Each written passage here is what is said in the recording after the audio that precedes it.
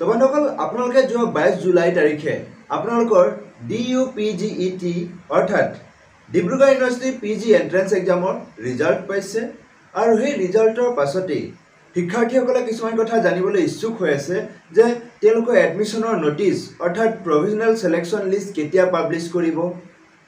documents কি লাগিব এডমিশনৰ কাৰণে PRC ডকুমেন্টটো কম্পালসৰি নেকি ৱেটিং লিষ্টত থকা শিক্ষাৰ্থীসকলৰ এডমিশন কেতিয়া হ'ব আৰু লগতে এন্ডোমেন্ট এডমিশন যদি লবলৈ বিচাৰে তেতিয়ালে আপোনালোকে কেতিয়া কোড আৰু কেনেকৈ আপোনালোকৰ ডকুমেন্টসমূহ সাবমিট কৰিব লাগিব আৰু কি আন্ডাৰটেকিং লৈ যাব লাগিব এডমিশনৰ দিনাখন সম্পূৰ্ণ কথা এই ভিডিঅ'টিত জনাম তো বন্ধুসকল তেতিয়ালে ভিডিঅ'টি হ'বলৈ গৈ আছে বহুত ইনফৰমেটিভ ভিডিঅ'টি হেহলৈকে চাব আৰু এনে ধৰণৰ ইনফৰমেটিভ ভিডিঅ' পাই থাকিবলৈ মোৰ এই চেনেলটি এটা পৰ্যন্ত যদি সাবস্ক্ৰাইব কৰি মোক আগলৈ এনে ধৰণৰ নতুন ভিডিঅ' বনোৱাত প্ৰেৰণা যোগাব বুলি মই আশা ৰাখিলো তো বলক আজিৰ মূল ভিডিঅ'টিলে আমি তো বন্ধুসকল প্ৰথমতে মই আপোনালোকক জনাই দিওঁ যে আজি অৰ্থাৎ 24 জুলাই তাৰিখৰ পৰা 26 জুলাই তাৰিখৰ ভিতৰত যিসকল শিক্ষাৰ্থীয়ে নিজৰ ডিব্ৰুগড় ইউনিভাৰ্চিটি পিজি এন্ট্ৰেন্স এক্সামৰ OMR সিট চাব বিচাৰে তেতিয়ালে তেওঁলোকে ইউনিভাৰ্চিটিত গৈ তেওঁলোকে অফলাইন ফিল আপ কৰি পেলাই সেই OMR সিটটো তেওঁলোকে এপ্লাই কৰিব পাৰে তাৰ কাৰণে আপোনালোকে 500 টকা দিব লাগিব আৰু ইয়াৰ সময়সীমা তেওঁলোকে 26 জুলাই বান্ধি দিছে অৰ্থাৎ আজি কাইলে আৰু পৰহিলে ভিতৰত আপোনালোকে এই কামটো কৰিব লাগিব যদি আপোনালোকৰ OMR টো বিচাৰে আপোনালোকৰ মাৰ্কছটো আপুনি স্যাটিসফাইড নহয় তেতিয়ালে আপুনি চাব পাৰে ইয়াতে বন্ধুসকল আপোনালোকক মই জনাই দিওঁ যে এডমিশনৰ নোটিছ এতিয়া কেতিয়া পাব্লিছ কৰিব যেহেতুকে 26 জুলাই তাৰিখলৈকে OMR তেওঁলোকে এপ্লাইৰ ডেট দিছে তাৰ কাৰণে বন্ধুসকল আপোনালোকৰ যেটো এডমিশনৰ নোটিছ 29 জুলাইৰ ভিতৰত ওলাই যাব অৰ্থাৎ 29 জুলাইৰ আগত আপোনালোকৰ বা 29 জুলাই তাৰিখৰ ভিতৰত আপোনালোকৰ এডমিশনৰ নোটিছ ওলাই যাব অৰ্থাৎ প্ৰভিজনেল সিলেকশন লিষ্ট ওলাই যাব আৰু প্ৰভিজনেল সিলেকশন লিষ্ট ওলোৱাৰ 2 দিন বা 3 দিনৰ ভিতৰত আপোনালোকৰ এডমিশন হ'ব অৰ্থাৎ আপোনালোকৰ এডমিশন হয় 31 জুলাই নতুবা 1 বা 2 আগষ্টৰ ভিতৰত আপোনালোকৰ এডমিশন হ'ব আৰু ইয়াতে বন্ধুসকল মই আপোনাক জনাই দিওঁ এই এডমিশনৰ দিনাখন অৰ্থাৎ ডিপাৰ্টমেন্ট ওয়াইজ যেহেতুকে এডমিশনৰ ডেটটো বেলেগ হ'ব সাপোজ পলিটিকেলৰ 31 জুলাই তাৰিখে হৈ যাব পাৰে বা এডুকেশনৰ আকৌ 1 আগষ্টত হ'ব পাৰে বা হিষ্ট্ৰী বিলাকৰ আকৌ 2 আগষ্টৰ দিনাখন হ'ব পাৰে তেনে ধৰণে ডেট ওয়াইজ তেওঁলোকৰ বেলেগ হয় আৰু এই যে আপোনালোকৰ এডমিশনৰ নোটিছ ওলাই আহিব প্ৰভিজনেল সিলেকশন লিষ্ট ওলাই আহিব Provisional selection listor লগতে তলত দেখিব আপোনালোকে waiting list এটা পাবলিশ কৰে অৰ্থাৎ যিসকল শিক্ষাৰ্থী সিলেকশন পোৱা নাই তেওঁলোকৰ নাম waiting listত আহে আৰু সেই waiting listত থকা শিক্ষাৰ্থীসকলে কি কৰিব লাগে যিদিনাখন এডমিশন হ'ব সাপোজ পলিটিক্যাল ডিপাৰ্টমেন্টৰ এডমিশন বলে 31 জুলাই তাৰিখৰ দিনাখন হ'ব তো 31 জুলাই তাৰিখৰ দিনাখনেই ৱেটিং লিষ্টত থকা শিক্ষাৰ্থীসকলেও যাব লাগিব তেওঁলোকে ঘৰতে থাকিলে নহব তেওঁলোকে যাব লাগিব ইউনিভাৰ্চিটিত আৰু তেওঁলোকৰ যেটো এডমিশন অৰ্থাৎ যিসকল শিক্ষাৰ্থী ৱেটিং লিষ্টত নাম আছে সেই ৱেটিং লিষ্টত থকা শিক্ষাৰ্থীসকলৰ এডমিশন কিন্তু সেই দিনাখনৰে পিছবেলা অৰ্থাৎ 2 বজাৰ পাছত তেওঁলোকৰ এডমিশনটো কন্ডাক্ট কৰে অৰ্থাৎ আগবেলা তেওঁলোকে সিলেকশন মেৰিট লিষ্টত নাম হোৱা শিক্ষাৰ্থীসকলৰ এডমিশন লৈ ল'ব তাৰ পিছত পিছবেলা 2 বজাৰ পৰা তেওঁলোকে ৱেটিং লিষ্টত থকা শিক্ষাৰ্থীসকলৰ এডমিশন কন্ডাক্ট কৰে কাৰণ যিসকল শিক্ষাৰ্থী ৱেটিং লিষ্টত নাম আহিছে তেওঁলোকৰ কি হয় যদি ভেকেন্ট থাকে তেওঁলোকৰ এডমিশন হেনাখনে হ'ব তো ডিব্ৰুগড় ইউনিভাৰ্চিটিয়ে দ্বিতীয়বাৰৰ কাৰণে কোনো ধৰণৰ সেকেন্ড মেৰিট লিষ্ট পাবলিশ নকৰে হে আপোনালোকে সেই এডমিশনৰ দিনাখনেই ৱেটিং লিষ্টত থকা শিক্ষাৰ্থীসকলেও যাব লাগিব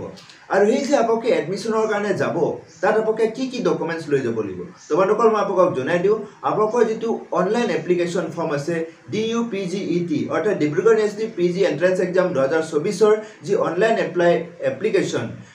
এপ্লিকেশনটো আপোনালোকে হেনাখন লৈ যাব লাগিব তাৰ লগতে আপোনালোকে যোৱা 22 তাৰিখে ঘোষণা কৰা যি এন্ট্ৰেন্স এক্সামৰ ৰিজাল্ট তাৰ স্কোৰ কাৰ্ডটো আপোনালোকে হেনাখন সেলফ এটেচ কৰি লৈ যাব লাগিব আৰু মেট্ৰিকৰ পৰা আপ টু গ্ৰেজুৱেচন পৰ্যন্ত আপোনাৰ মাৰ্কশিট কাম সাৰ্টিফিকেট অৰ্থাৎ মাৰ্কশিটৰ লগত আপোনাৰ সাৰ্টিফিকেট কি কৰিব লাগিব জেৰক্সৰ এটা সেট লৈ যাব লাগিব যেটো সেলফ এটেচ হ'ব লাগিব আৰু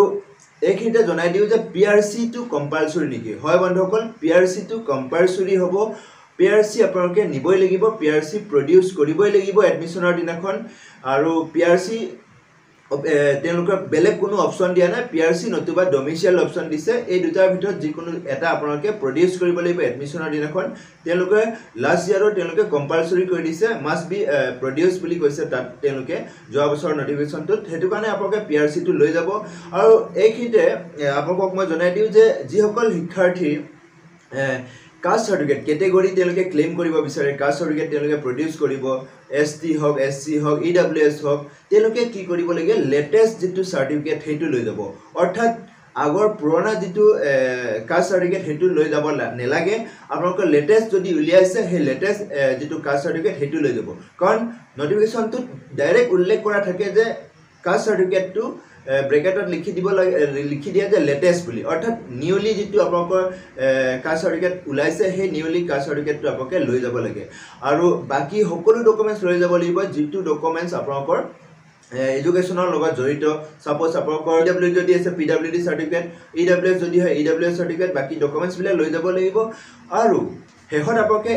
আন্ডাৰটেকিং কিছুমান লৈ যাব লাগিব আৰু হেতু হৈছে প্ৰভিজনাল সিলেকশন লিষ্ট বা প্ৰভিজনাল এডমিশনৰ কাৰণে আপোনালোকে এটা আন্ডাৰটেকিং ফৰমেট ফিল আপ কৰি লৈ যাব লাগিব আৰু এই আন্ডাৰটেকিং ফৰমেটটো ডিব্ৰুগড় ইউনিভাৰ্চিটিৰ ৱেবছাইটত উপলব্ধ আৰু মই ডেসক্ৰিপচনত লিংক দি দিম আপোনালোকে তাৰ পৰা ডাউনলোড কৰি ল'ব পাৰিব লগতে আপোনালোকে এডমিশন যোৱাৰ আগতে বা এডমিশনৰ দিনাখনৰ যোৱাৰ আগতে আপোনালোকে কি কৰিব লাগে এন্টি ৰেগিং যেটো আপোনালোকৰ আন্ডাৰটেকিং হেতু অনলাইন ভাবে ফিল আপ কৰিব লাগিব অৰ্থাৎ আপোনালোকে antiregging.com ত গৈ আপোনালোকে অনলাইন ভাবে আন্ডাৰটেকিং এটা ফিল আপ কৰিব লাগিব যে এন্টি ৰেগিং পাৰপছত আপুনি এটা আন্ডাৰটেকিং তাত ফিল আপ কৰিব লাগিব এটা ধৰণে আপোনাৰ আন্ডাৰটেকিং হৈ যাব ডকুমেন্টছ হৈ যাব সম্পূৰ্ণ ডকুমেন্টছ ভেৰিফিকেশনৰ পাছত আপুনি হেদিনাখনে এডমিশনৰ ফি লৈ যাব লাগিব এডমিশনৰ ফি আপোনালোকে থ্ৰত আপোনালোকে মোবাইল বেংকিং হওক ডেবিট কাৰ্ড ক্ৰেডিট কাৰ্ড যিকোনো ধৰণে আপোনালোকে দিব পাৰিব প্লাস আপোনালোকে যদি সেই ব্যৱস্থা নাই কেছ যদি দিব বিচাৰে তেতিয়ালে কেছ আপোনালোকে বেংকত চালান কাটি আপোনালোকে দিব লাগিব এনে ধৰণে আপোনালোকৰ এডমিশনৰ প্ৰসেছটো কমপ্লিট হ'ব আৰু যিসকল শিক্ষাৰ্থী এন্ডোমেন্ট এডমিশন ল'ব বিচাৰে তেওঁলোকৰ DUPGET স্কোৰ টো কম আইছে মাৰ্কস টো কম আইছে তেওঁলোকে এন্ডোমেন্ট এডমিশন লবলৈ বিচাৰে তেওঁলোকে কি কৰিব তোমালোকৰ যি বিলাক সাবজেক্টত এন্ডোমেন্ট ফেসিলিটিজ আছে পাৰ্টিকুলাৰ কিছুমান সাবজেক্টত আছে সেই সাবজেক্ট বিলাকত যদি আপোনালোকে এন্ডোমেন্ট এডমিশন লব বিচাৰে তেতিয়াহলে যেটো নোটিফিকেশন উলাব সাপোজ 31 জুলাই তাৰিখে এডমিশন আছে নোটিফিকেশনটো 29 জুলাই তাৰিখে উলাই যাব বা 30 জুলাই তাৰিখে উলাই যাব পাৰে বা 28 জুলাই তাৰিখে নোটিফিকেশন উলাই যাব পাৰে তো এই যে নোটিফিকেশন উলাব হে নোটিফিকেশন উলোৱাৰ আগদিনাখন বা নোটিফিকেশন উলোৱাৰ দিনাখন আপোনালোকে কি কৰিব লাগে এন্ডোমেন্ট এডমিশনৰ কাৰণে আপোনালোকৰ সম্পূৰ্ণ যিখিনি ডকুমেন্টছ আপোনাৰ সম্পূৰ্ণ স্কোৰ কাৰ্ডৰ পৰা আদি কৰি সম্পূৰ্ণ ডকুমেন্টছ আপোনালোকে অৰিজিনালি তাত গৈ হাৰ্ড কপি সাবমিট কৰি আহিব লাগিব অৰ্থাৎ আপোনালোকে সকলোখিনি ডকুমেন্টছ লৈ আপোনালোকে হাৰ্ড কপি টা সাবমিট কৰি আহিব লাগিব অনলাইন ব্যৱস্থা নাই আপোনালোকে হাৰ্ড কপি ইউনিভাৰ্চিটিত গৈ সেই পাৰ্টিকুলাৰ ডিপাৰ্টমেন্টত আপোনালোকে সাবমিট কৰি আহিব লাগিব আৰু যিসকল শিক্ষাৰ্থী সিলেকশন লিষ্টত আহিব বা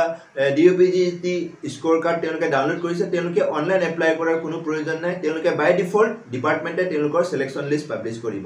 এনে ধৰণে আপোনালোকৰ সম্পূৰ্ণ প্ৰসেছটো কমপ্লিট হ'ব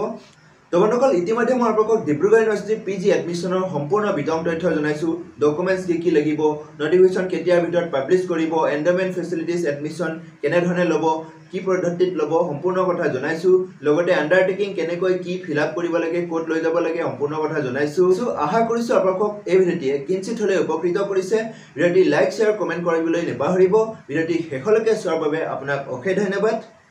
জয় আই অসম